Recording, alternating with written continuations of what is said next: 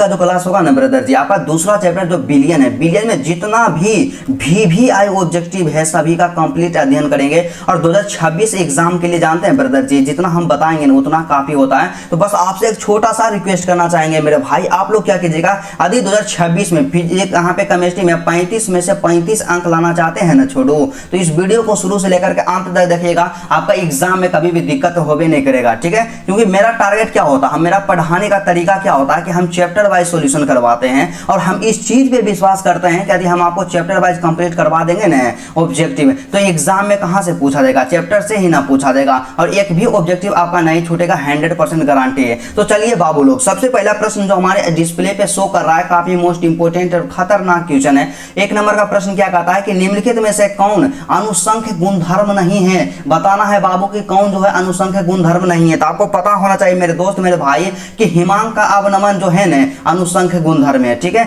उसके बाद क्वथनांक का उन्नयन भी अनुसंख्य गुणधर्म है, और प्रसरणी दाब भी अनुसंख्य गुणधर्म है। तो कभी कभी आपसे क्वेश्चन पूछा जा सकता है छोटुआ कि निम्नलिखित में से कौन सा अनुसंख्य गुणधर्म है, तो हिमांक का अवनमन हो जाएगा, क्वथनांक का उन्नयन हो जाएगा, और यहाँ पे प्रसरणी जो दाब है ये भी है क्या, अनुसंख्य गुणधर्म। लेकिन ऑप्शन नंबर ए क्या है छोटू, कि बाष्प दाब है। क्या बाष्प दाब जो है अनुसंख्य गुणधर्म नहीं है, तो option number A is the correct answer. क्या option number A is the correct answer बाबू। इसी तरह से आप लोग तहलका मचाते रहिए एग्जाम में, संतोष कुमार कभी आपको दिक्कत नहीं होने देगा, ठीक है। उसके बाद अगला क्वेश्चन क्या कहता है, 2 नंबर का प्रश्न है हमारे पास कि निम्नलिखित में से किस यौगिक के जलीय घोल का प्रसरण दाब असामान्य होता है। क्या प्रसरण दाब असामान्य होता है। तो आपको बताना, देखिए निम्नलिखित में से किस यौगिक का जलीय घोल जो होता है ना ब्रदर जी असामान्य होता है। तो यहाँ पे हमारा क्या हो जाएगा, साधारण नमक हो जाएगा। क्या साधारण नमक। ऑप्शन नंबर जो होगा आपका बी होगा ब्रदर जी, बिल्कुल सही आंसर। एग्जाम में टकराएगा, 100% गारंटी है, ठीक है। उसके बाद तीसरा क्वेश्चन क्या कहता है विनोद, तीसरा क्वेश्चन का कहना है ना जी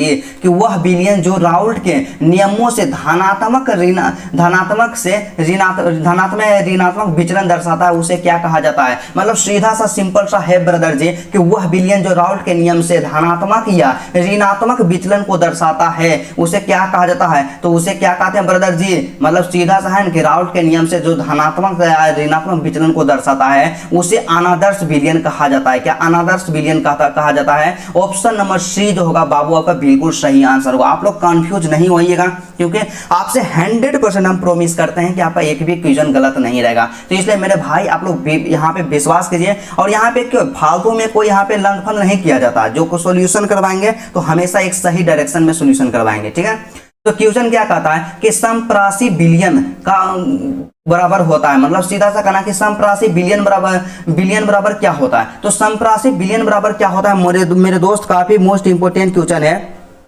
तो इसका जो सही आंसर होगा क्या हो जाएगा, तो समप्रासी बिलियन बराबर जो होता है ना मेरे दोस्त क्या होता है, प्रसरणी दाब हो जाता है। क्या प्रसरणी दाब होता है। तो बबुआ जो आपका ऑप्शन नंबर ए है ना बिल्कुल सही हो जाएगा। तो यहाँ पे प्रसरणी दाब होता है। इसी तरह से आप लोग वीडियो को लाइक कीजिए और इतना ज्यादा शेयर कीजिए ना कि बिहार बोर्ड के हर एक स्टूडेंट में मां शारदा टीचिंग सेंटर यहाँ पे सब्सक्राइब होना चाहिए, ठीक है। तो 5वां क्वेश्चन क्या कहता है बाबू कि फेरिक हाइड्रोक्साइड कोलाइड विलयन के स्कंदन में, क्या कोलाइड विलयन का स्कंदन निम्नलिखित में से कौन विद्युत अपघट सबसे कम प्रभावी है। क्या कौन विद्युत अपघट सबसे कम प्रभावित है। तो ऑप्शन नंबर ए हो जाएगा KBr हो जाएगा। क्या KBr। ऑप्शन नंबर ए जो ए होगा आपका बिल्कुल सही आंसर होगा, ठीक है।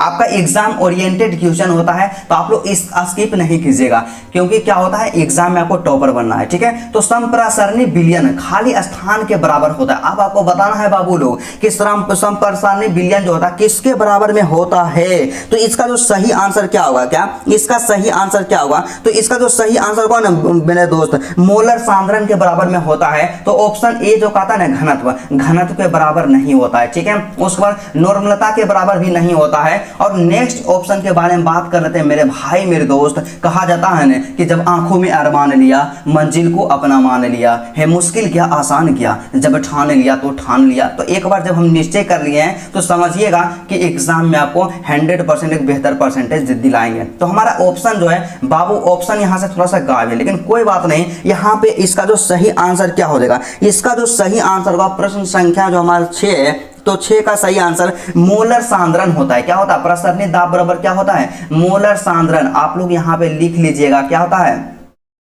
मोलर सांद्रण। यहाँ पे थोड़ा सा ब्रदर जी आप लोग लिख लीजिएगा कि प्रसरणी विलयन बराबर था मोरलन सांद्रण, और इसको हम इसलिए लिखा है ना कि आपके एग्जाम के दृष्टिकोण से इंपोर्टेंट तो नहीं कर सकते हैं बल्कि महा महा महा इंपोर्टेंट कह सकते हैं। ठीक है, तो कभी भी बाबू लोग आप लोग स्किप नहीं कीजिएगा, राइट। उसके बाद अगला क्वेश्चन जो दिया गया है ना छोटू, नेक्स्ट क्वेश्चन क्या कहता है, नेक्स्ट क्वेश्चन जो कहता है मेरे दोस्त मेरे भाई 7 नंबर का कि निम्नलिखित में से कौन सा राउल्ट नियम से धनात्मक विचलन दर्शाता है बउआ बताना है। तो देखिए राउल्ट नियम से धनात्मक विचलन जो इसमें दर्शाता है ना, ऑप्शन नंबर सी, क्या CHCl3 H2H5 मतलब C2H5OH, ऑप्शन नंबर जो सी होगा आपका बिल्कुल सही आंसर हो जाएगा। ठीक है, एग्जाम में हूबहू क्वेश्चन पूछा जाएगा इसी तरह का, तो आप लोग कभी कंफ्यूज हो भी नहीं कीजिए क्योंकि आप संतोष भैया से पढ़ रहे हैं और मां शारदे टीचिंग सेंटर आप सबको हमेशा एक सही डायरेक्शन दिखाएगा। ठीक है, 8वां प्रश्न क्या कहता है कि किसी विलयन के सांद्रण को व्यक्त करने का कौन सा तापक्रम पर निर्भर नहीं करता है। अरे बउआ उतना काहे याद रख रहे हैं कि किसी विलयन के सांद्रण को व्यक्त करने के लिए कौन सा तापक्रम पर निर्भर नहीं कर रहा, मतलब कि ताप पर निर्भर कौन नहीं करता है इसको बताना। हमेशा आप याद रखना है आपको कि मोललता जो होता है ताप पर निर्भर नहीं करता है, ताप से स्वतंत्र रहता है। तो ऑप्शन नंबर जो डी होगा वो आपका बिल्कुल सही आंसर होगा। मोललता मतलब जहां पे क्या हम लोग कंफ्यूज हो जाते हैं, हम लोग कंफ्यूज क्या होता है कि मोलरता होगा कि यहाँ पे नॉर्मलता होगा। देखिए यहाँ पे 2 गो ल है लिखा हुआ है, सीधा सा आप समझिएगा ना जी। मोललता जो है ना ताप से क्या होता है स्वतंत्र होता है, इसमें ताप पर कोई प्रभाव नहीं पड़ता है। ठीक है, उसके बाद अगला क्वेश्चन क्या कहता है बाबू लोग, नेक्स्ट क्वेश्चन 9 नंबर का कि निम्नलिखित में से कौन आदर्श घोल नहीं है आपको बताना है। तो देखिए आदर्श घोल जो नहीं है ना ब्रदर जी, क्लोरोफॉर्म प्लस एसीटोन जो है आदर्श घोल नहीं है। ऑप्शन नंबर जो आपका सी होगा बिल्कुल सही आंसर हो जाएगा। इतना आसान क्वेश्चन है जी, आप लोग काहे कंफ्यूज हो जाते हैं। ठीक है, तो 10वां प्रश्न क्या कहता है कि निम्नलिखित में से किसका क्वथनांक सबसे अधिक होता है। आपको बताना है कि किसका क्वथनांक जो होगा सबसे ज्यादा अधिक होगा, इसी को बताना। तो इसका जो सही आंसर होगा क्या हो जाएगा ब्रदर जी, जल में 1% ग्लूकोज होगा या जल में 1% सुक्रोज होगा। यह अगला बात कर लेते हैं मेरे भाई कि जल में 1% NaCl होगा या जल में 1% यूरिया होगा। तो इसका जो सही आंसर होगा ना विनोद, ऑप्शन नंबर सी कि जल में 1% जो NaCl होता है इसका क्वथनांक जो होता है सबसे ज्यादा अधिक होता है, राइट। उसके बाद अगला क्वेश्चन क्या कहता है बाबू, 11 नंबर का क्वेश्चन है कि यदि 18 ग्राम ग्लूकोज को 100-1000 ग्राम घोलक में घुलाया जाता है तो उस घोल को कहते हैं, उस घोल को कहते हैं, तो उस घोल को हम लोग क्या कहते हैं। काफी मोस्ट इंपोर्टेंट क्वेश्चन है, प्रश्न संख्या 11। तो इसका जो सही आंसर होगा क्या होगा, क्या इसका जो सही आंसर हो जाएगा यहाँ पे ऑप्शन नंबर बी हो जाएगा, 0.1 मोलर हो जाएगा। ऐसे भी यहाँ पे न्यूमेरिकल क्वेश्चन है, आपसे बनता है तो बनाना है, नहीं बनता तो मेरे भाई स्किप करते जाना है। ठीक है, क्योंकि न्यूमेरिकल ज्यादा नहीं पूछा जाएगा। 12 नंबर का प्रश्न क्या कहता है कि टिंडल प्रभाव पाया जाता है। बताइए टिंडल प्रभाव किसमें पाया जाता है, काफी most important exam oriented question होता है। तो इसका जो सही आंसर यहाँ पे क्या होगा कि टिंडल प्रभाव किसमें पाया जाता है। तो टिंडल प्रभाव पाया जाता है ना विनोद, सोल में पाया जाता है। क्या सोल में पाया जाता है, ऑप्शन नंबर जो आपका होगा सी बिल्कुल सही आंसर हो जाएगा कि टिंडल प्रभाव सोल में पाया जाता है। ठीक, उसके बाद अगला प्रश्न जो हमारे पास दिया गया विनोद, यहाँ पे 13 नंबर का प्रश्न। तो बताइए 13 नंबर का क्वेश्चन का क्या कहना। तो सिंपल सा आसान सा क्वेश्चन है, क्या है कि प्रसरण दाब निम्नलिखित में से किस समीकरण द्वारा व्यक्त होते हैं। मतलब प्रसरण जो दाब होता है ना ब्रदर जी, और किसके द्वारा इसका फॉर्मूला दिया जाता है, काफी मोस्ट इंपोर्टेंट है। और जानते हैं आप सबके लिए खुशी के बात क्या है कि आपका क्लास 12 का फिजिक्स और केमिस्ट्री है ना, उसका जितना भी फॉर्मूला होता है ना चैप्टर वाइज आपको हैंड रिटेन नोट्स देंगे, तो आप लोग इंतजार कीजिए। तो प्रसरण दाब बराबर आप लोग सुने होंगे कि पाई बराबर में क्या होता है, CRT होता है। अब यहाँ पे मिलाइए, देखिए CRT यहाँ है, लेकिन बाबू यहाँ पे क्या है, यहाँ पे P है। तो आपको नहीं पता है जी कि पाई को हम लोग P भी लिख सकते हैं, मतलब प्रसरण दाब को P के द्वारा भी सूचित किया जा सकता है या पाई के द्वारा भी सूचित किया जाता है। मतलब सिंपल समझिए कि पाई बराबर CRT या P बराबर CRT दोनों सेम है। तो ऑप्शन नंबर जो ए हुआ आपका बिल्कुल ही सही आंसर हो जाएगा। ठीक है, उसके बाद नेक्स्ट क्वेश्चन हमारे पास दिया गया 14 नंबर का प्रश्न क्या कहता है छोड़ुआ कि अर्धपरागमय झिल्ली से प्रसन क्रिया में निकलते हैं। काफी मोस्ट इंपोर्टेंट, महा इंपोर्टेंट, 10 गो स्टार लगा दीजिएगा। तो देखिए अर्धपरागमय यद परागमय झिल्ली से प्रसरण की क्रिया में जो निकलता है ना ब्रदर जी, विलायक के अणु निकलता है। क्या निकलता है? विलायक के अणु निकलता है बउआ। ऑप्शन नंबर जो आपका बी होगा बिल्कुल सही आंसर हो जाएगा। ठीक है, उसके बाद नेक्स्ट क्वेश्चन जो हमारे पास दिया गया काफी मोस्ट इंपोर्टेंट, एग्जाम में हर एक साल पूछा जाता है 15 नंबर का, कि आदर्श विलयन का निम्न में से कौन गुण है? क्या आदर्श विलयन का गुण बताना है? तो आपको नहीं बताएं जी। आदर्श विलयन का क्या होता है? गुण वही होता है जो राउल्ट के नियम का पालन करता है। क्या? जो राउल्ट के नियम का पालन करता है। तो ऑप्शन नंबर एक क्या कहता है? यह राउल्ट के नियम का पालन करता है। बिल्कुल सही जी, 100% करेक्ट आंसर है बाबू। एग्जाम में गर्दा उड़ा देना है। और आपको पता है ना मेरे दोस्त कि एग्जाम में आप कैसे बेहतर कीजिएगा? जब आप मेहनत कीजिएगा। हम कितना भी आपको पढ़ा दें, जब तक आप मेहनत नहीं कीजिएगा नहीं, आपसे कुछ भी नहीं हो सकता। इसलिए अपने आप पे विश्वास रखिए, हम तो एक साधन है। ठीक है, उसके बाद अगला क्या है कि पहाड़ों पर जल का क्वथनांक कम हो जाता है। क्या? पहाड़ों पर जल का क्वथनांक कम होता है क्योंकि बताइए, पहाड़ पर जब हम लोग जाते हैं वहां पे जल का क्वथनांक कम होता है। इसका कारण क्या रहता है? इसका कारण यही रहता है ना बउआ कि वहां पे वायुमंडलीय दाब कम होता है। क्या होता है? वायुमंडलीय दाब कम होता है। ऑप्शन नंबर जो ए होगा आपका बिल्कुल सही आंसर होगा। क्या? ऑप्शन नंबर ए होगा बिल्कुल सही आंसर। आप लोग बोल रहे हैं कि भैया शायरी बोल दीजिए। क्या आप लोग बोल रहे हैं कि शायरी एक बोल दीजिए? तो यहाँ पे क्या होता है, काफी मोस्ट इंपोर्टेंट है, शायरी याद तो नहीं आ रहा है, इसलिए आपको एक चीज यहाँ पे यह कहना चाहेंगे कि यदि आप मेहनत करते हैं ना, तो मेहनत के द्वारा आप हर चीज को पा सकते हैं, क्योंकि मेहनत वो रास्ता है जो आपको सपनों से हकीकत तक ले जाता है। ठीक है, तो 17 नंबर का प्रश्न क्या कहता है कि निम्न में से विलयन के लिए कौन अनुसंख्य गुण है? बताना, अनुसंख्य गुणधर्म बताना है बउआ। किस विलयन के लिए अनुसंख्य गुणधर्म कौन है? आपको नहीं बताएं जी कि हमारा प्रसरण दाब जो है ना अनुसंख्य गुणधर्म है। तो ऑप्शन नंबर जो ए होगा ना बाबू, आपका बिल्कुल सही आंसर हो जाएगा। ठीक है, उसके बाद देखिए कितना क्वेश्चन आसान पूछा गया है। 18 नंबर का क्या कहता है कि शुद्ध जल का पीएच मान कितना होता है? हम लोग नहीं जानते हैं कि शुद्ध जल का पीएच मान 7 होता है। ऑप्शन नंबर जो आपका डी होगा बिल्कुल सही आंसर हो जाएगा। ठीक है, यहाँ पे कहा जाता है मेरे दोस्त कि अगर है दम तुझ में तो जमाना बदल दो। मतलब यहाँ पे क्या होता है, काफी मोस्ट इंपोर्टेंट है। शायरी को भूल गए, चलिए रहने देते हैं, जब याद आएगा तब आपको बताएंगे। कभी कभी होता है। 19 नंबर का प्रश्न क्या कहता है कि इनमें से कौन से जलीय घोलक के हिमांक बिंदु न्यूनतम है? क्या जलीय घोलक के हिमांक बिंदु जो है न्यूनतम है? काफी मोस्ट इंपोर्टेंट, एग्जाम में हर एक साल इस तरह का प्रश्न पूछ लिया जाता है। तो इसका जो सही आंसर क्या होगा ब्रदर जी? क्या इसका जो सही आंसर होगा क्या होगा? काफी मोस्ट इंपोर्टेंट क्वेश्चन है। तो इसका जो सही आंसर होगा ना मेरे दोस्त, काफी मोस्ट इंपोर्टेंट क्वेश्चन है। तो इसका जो सही आंसर होगा क्या हो जाएगा? आप लोग हमेशा यहाँ पे थोड़ा सा प्रयास कीजिएगा। थोड़ा सा पानी पी रहे हैं क्योंकि पढ़ाते पढ़ाते तो प्यास तो लग ही जाता है मेरे दोस्त। आप लोग पेशेंस बना करके रखिएगा, पेशेंस बना करके रखिएगा। तो इसका जो सही आंसर क्या हो जाएगा? ऑप्शन नंबर ए। आप लोग कमेंट करके नहीं बताएं जी। देखिए थोड़ा सा पीडीएफ कैसे हो गया, इसको थोड़ा सा ठीक साइज में लाते हैं। ऐसे कैसे हो गया भाई? चल सीधा हो जाओ।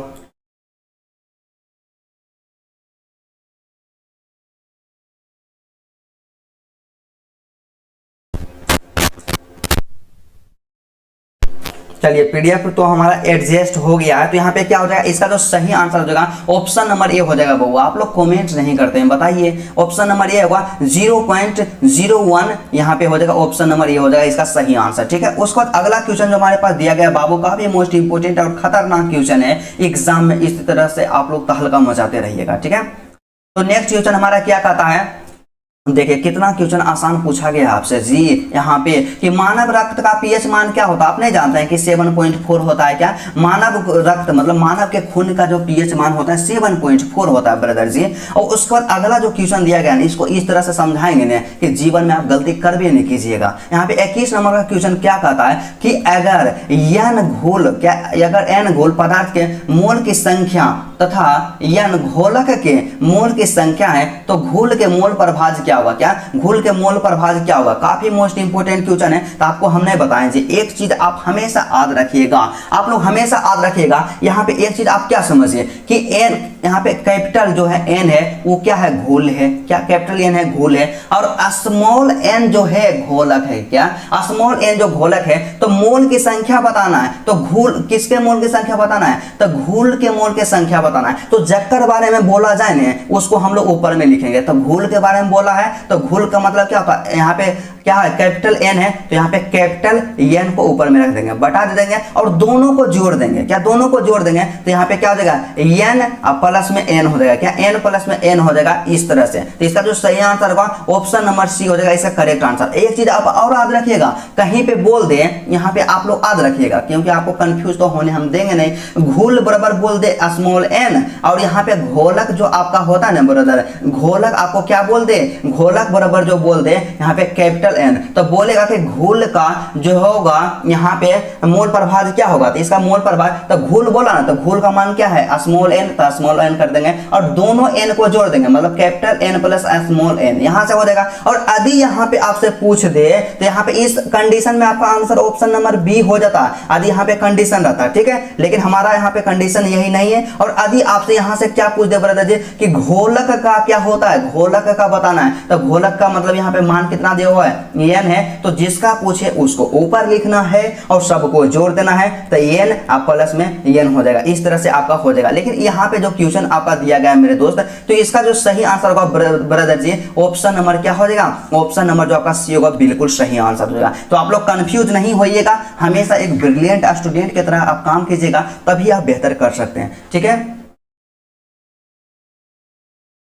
कहा जाता है ना मेरे दोस्त कि अगर है दम तुझ में तो जमाना बदल दो, अपनी मेहनत की ताकत को समझो और आज से, मतलब अपने पसीने की ताकत को समझो और आज से मेहनत का पैमाना बदल दो। फिर से इसको एक बार बोलते हैं कि अगर है दम तुझ में तो जमाना बदल दो, अपनी पसीने की ताकत को समझो और आज से मेहनत का पैमाना बदल दो। थोड़ा सा मिस्टेक होता है लेकिन एक्सपर्ट हो जाएंगे, ठीक है। 22 नंबर का क्वेश्चन क्या कहता है कि बिलियन के अनुसंख्यक गुणधर्म का उदाहरण है, बताना कि बिलियन का अनुसंख्यक गुणधर्म क्या, आपको नहीं बताएं कि क्वथनांक यूनियन जो है अनुसंख्यक गुणधर्म होता है। ऑप्शन नंबर जो आपका सी होगा बाबू बिल्कुल सही आंसर होगा, एग्जाम में पूछा हुआ क्वेश्चन है, ठीक है।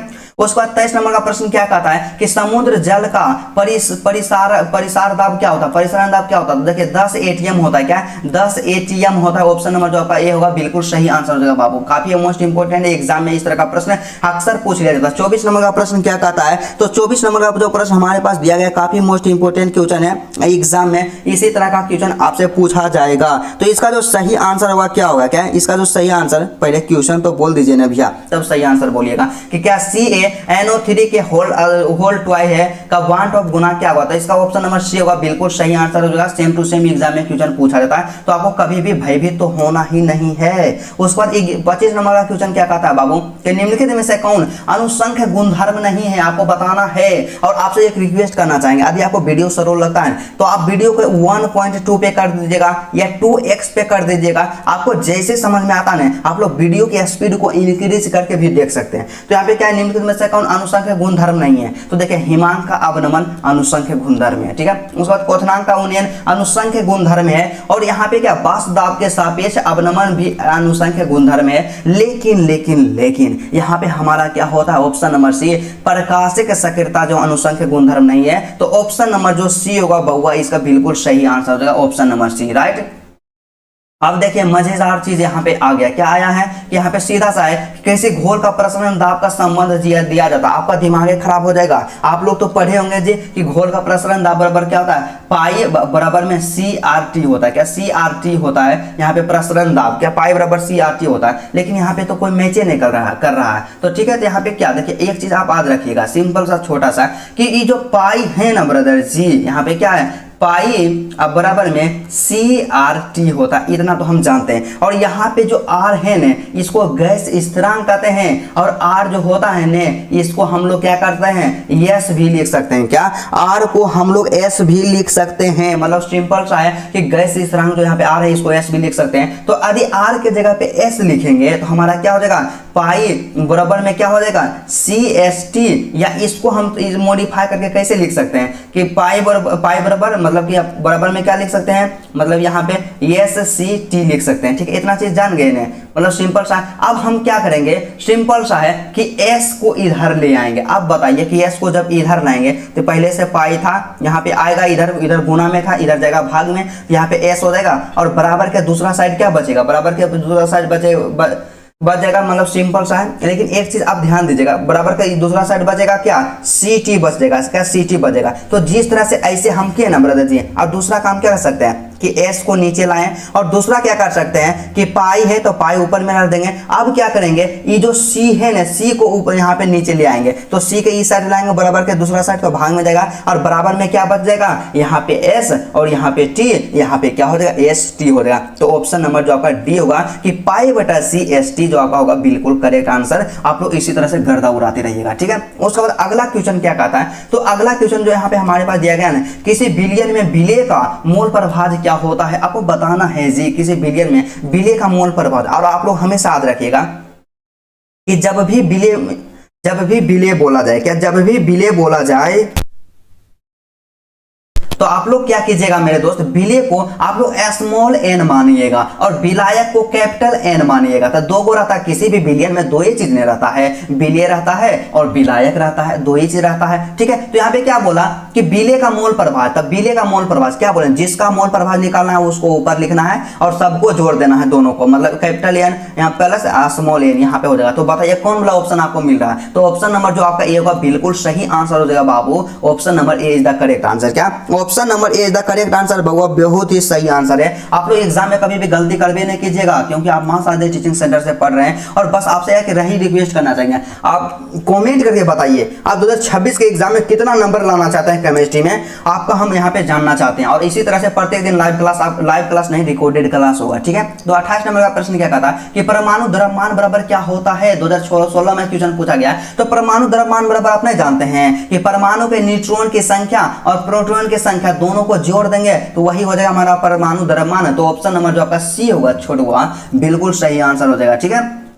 उसके बाद 29 नंबर का प्रश्न क्या कहता है, 29 नंबर का प्रश्न कि आपेक्षिक वाष्प दाब का अवनमन बराबर क्या होता है। आपको हमेशा याद रखना है कि आपेक्षिक वाष्प दाब का अवनमन बराबर है पी नोट माइनस के पी एस, अब बटा में क्या हो जाएगा, पी नोट हो जाएगा। ऑप्शन नंबर जो बी होगा आपका वो बिल्कुल ही सही आंसर हो जाएगा। बस इसी तरह से आपको मेहनत करना, और मेहनत इतना करना है ना जी कि एग्जाम में जब आप जाइए एग्जाम लिखने के लिए एग्जाम हॉल में, आपका दिमाग एकदम पूरा टेंशन फ्री रहे और आप लोग गर्दा उड़ा दीजिएगा, एक भी क्वेश्चन आपसे ना छूटे। और यही 4 से 3 महीना है, आप मेहनत कर लीजिए, एग्जाम में आपका बेहतर परसेंटेज जरूर आएगा, ठीक है। तो निम्नलिखित में से कौन राउल्ट नियम है, बताना है राउल्ट का नियम कौन है जी। काफी मोस्ट इंपोर्टेंट क्वेश्चन है, एग्जाम में इस तरह का क्वेश्चन पूछा जाता है। तो यहाँ पे क्या हो जाएगा, इसका जो सही आंसर होगा ऑप्शन नंबर ये हो जाएगा, क्या ऑप्शन नंबर ये जो होगा इसका बिल्कुल सही आंसर हो जाएगा, ठीक है। इतना आसान क्वेश्चन है। उसके बाद 31 नंबर का प्रश्न क्या कहता है बाबू, 31 नंबर का प्रश्न हमारे पास दिया गया कि वही क्वेश्चन देखिए रिपीट कर दिया, आपको बताइए नहीं कि 31 नंबर का प्रश्न क्या कहता है कि निम्न में से ताप द्वारा प्रभावित नहीं होती, मतलब ताप पर किसका प्रभाव नहीं पड़ता है, तो मोललता जो होता है ने, ये तो कभी नहीं, ये तो सीधा कहता है आप कतनो हमको लहका दीजिए, हमको कोई प्रभाव ही नहीं पड़ेगा, कतनो हमको ताप दीजिए, कितना हमको टेम्परेचर दीजिए, हम यहाँ पे प्रभावित होने वाला नहीं है। तो आपको हमेशा यही याद रखना है, ठीक है। उसके बाद अगला क्वेश्चन जो हमारे पास दिया गया है 32 नंबर का प्रश्न, तो 32 नंबर का क्वेश्चन क्या कहता है कि HCl और H2O के स्थिर क्वाथी मिश्रण में होगा, कि स्थिर क्वाथी मिश्रण में क्या होगा। काफी मोस्ट इंपोर्टेंट क्वेश्चन, एग्जाम में इस तरह का प्रश्न हर एक साल स्टूडेंट से पूछ लिया जाता है। तो इसका जो सही आंसर क्या होगा, 20.2% HCl होता है, 20.2% HCl होता है। ऑप्शन नंबर जो आपका डी होगा बिल्कुल सही आंसर हो जाएगा बाबू। 41 नंबर का प्रश्न हमारे पास दिया गया, क्या कहता है क्वेश्चन क्या कहता है कि प्रसरणी दाब बढ़ता है जब, आप बताना 2016 में क्वेश्चन पूछ लिया गया था। तो प्रसरणी दाब कब बढ़ेगा, जब हम तापमान को बढ़ाएंगे ने तो प्रसरणी दाब भी बढ़ेगा, क्या प्रसरणी दाब भी बढ़ेगा। मतलब यहाँ पे क्या होता है कि ताप को, यहाँ पे ताप को बढ़ाएं तो प्रसरणी दाब भी हमारा क्या बढ़ जाएगा। Option number A the correct answer कि ताप को बढ़ाने से प्रसरणी दाब भी बढ़ता है। उसके बाद 41 नंबर का प्रश्न हमारे पास दिया गया है कि घोलक के 1 केजी में उपस्थित घोल के मोलों की संख्या को क्या कहते हैं, घोल के मोलों की संख्या क्या कहते हैं। काफी मोस्ट इंपोर्टेंट क्वेश्चन है, एग्जाम ओरिएंटेड क्वेश्चन है, एग्जाम में इसी तरह का क्वेश्चन आपसे पूछा जाता है, ठीक है। तो इसका जो सही आंसर क्या होगा, क्या इसका जो सही आंसर क्या होगा बाबू, इसी को देखना है। तो इसका जो सही आंसर होगा, काफी मोस्ट इंपोर्टेंट क्वेश्चन है, एग्जाम में आपसे क्वेश्चन पूछ लिया जाता है। तो इसके आंसर के बारे में बात करते हैं, इसको क्या कहते हैं, मोललता कहते हैं, क्या कहते हैं, मोललता कहते हैं। ऑप्शन नंबर जो आपका होगा बी बिल्कुल सही आंसर होगा। और सबसे लास्ट और खतरनाक और अंतिम प्रश्न हमारे पास जो दिया गया है, काफी मोस्ट इंपोर्टेंट, और आप लोग कमेंट करके बताइएगा इसका आंसर क्या होता है। यहाँ पे 43 नंबर का प्रश्न है, वैसा घोल जो एक निश्चित ताप पर संयोजन में बिना किसी प्रकार के परिवर्तन के उबलता है। आपको बताना है, देखिए एक वैसा घोल रहे ना जो निश्चित ताप पर उसका तापमान फिक्स रहे और संयोजन में बिना किसी प्रकार के परिवर्तन, उसमें कुछ परिवर्तन नहीं होता फिर भी वो उबलता है, तो उसे हम क्या कहते हैं? तो उसे हम जो कहते हैं एंजियोट्रोफी मिश्रण कहते हैं। कि एंजियोट्रोफी मिश्रण कहते हैं बउआ। ऑप्शन नंबर जो आपका ए होगा बिल्कुल सही आंसर होगा। 2022 में पूछा हुआ क्वेश्चन था। तो इस तरह से आपका जितना भी क्वेश्चन था ना मेरे दोस्त, सबका डिटेल पूर्वक सॉल्यूशन करते हैं और इसके बावजूद आपको कहना चाहेंगे नहीं, आपके मन में किसी भी प्रकार कोई भी प्रॉब्लम होता है आप अपना भाई समझ करके कमेंट कीजिए। क्या आप कमेंट कीजिएगा आपको कौन सा दिक्कत है, और आपसे रिक्वेस्ट करना चाहेंगे मेरे दोस्त, मेरे भाई छोटू विनोद, आप क्या कीजिएगा, यदि आपको वीडियो अच्छा लगा ना जी, वीडियो को आप लोग दिल से लाइक कर दीजिएगा और अपने चैनल मतलब अपने स्कूल में अपने दोस्त के पास इतना ज्यादा शेयर करना है ना कि मां साजा टीचिंग सेंटर पूरा बिहार में छा जाए। और यदि आप मेरे चैनल पे नए हैं, अभी तक सब्सक्राइब नहीं किए, सब्सक्राइब कर लीजिए। यकीन मानिए आपका ऑब्जेक्टिव का टेंशन खत्म करवा देंगे। जहां पे 35 में से 35 आएगा और जहां पे 50 पूछा जाता है ना, तो 50 में से 50 आपका स्कोर जरूर करवाएंगे। तो चलिए आज का क्लास बाबू यहीं तक रहता है। और आप यदि इसका पीडीएफ लेना चाहते हैं तो सबसे आसान और सरल तरीका पीडीएफ लेने का क्या होता है कि मेरा जो ग्रुप है ना ब्रदर जी, व्हाट्सएप ग्रुप, टेलीग्राम ग्रुप, आप लोग ग्रुप को ज्वाइन कर लीजिए। काफी मोस्ट इंपोर्टेंट क्वेश्चन होता है, एग्जाम में कभी दिक्कत नहीं होता है। तो चलिए आज का क्लास यहीं तक रहता है। फिर आपसे मिलते हैं नेक्स्ट वीडियो में नेक्स्ट टॉपिक के साथ। तब तक के लिए जय हिंद।